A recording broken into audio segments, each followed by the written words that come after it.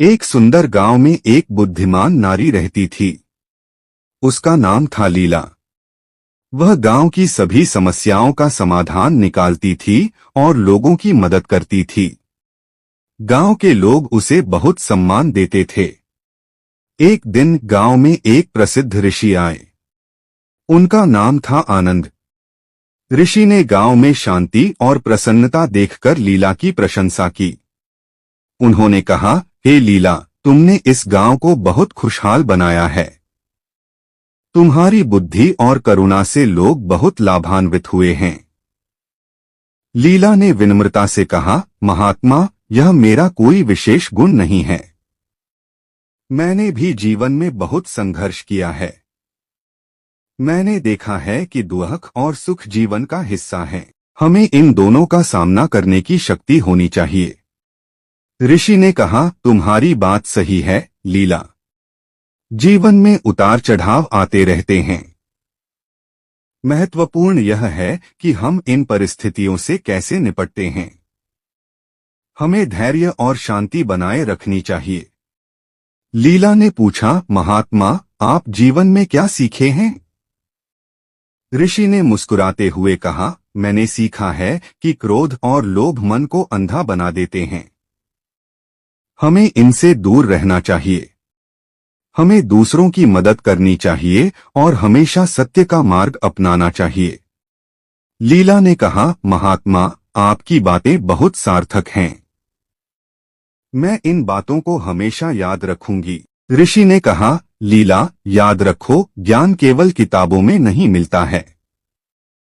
यह जीवन के अनुभवों से भी सीखा जा सकता है। हर व्यक्ति के पास कुछ न कुछ। विक्रम एक प्रतिभाशाली युवक था। पढ़ाई में अव्वल, खेलों में दक्ष और कला में रुचि रखने वाला।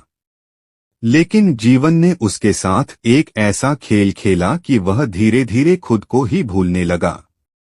सब कुछ एक दिन में ही बदल गया। एक सड़क दुर्घटना ने उसके माता पिता को छीन लिया। अकेलापन उसे घेरने लगा। घर जो कभी खुशियों का घर था, अब एक खालीपन सा लगने लगा। दोस्तों के साथ खेलने का मन नहीं करता था। पढ़ाई में मन नहीं लगता था। दुनिया से कटने लगा। दिन भर अपने कमरे में बंद रहता। खिड़की से बाहर झांकता, लेकिन दुनिया धुंधली सी दिखती। लोग आते जाते, हंसते खेलते, लेकिन उसके लिए सब कुछ बेजान सा लगता।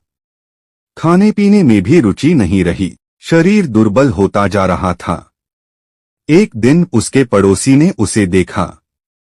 उनकी चिंता बढ़ गई।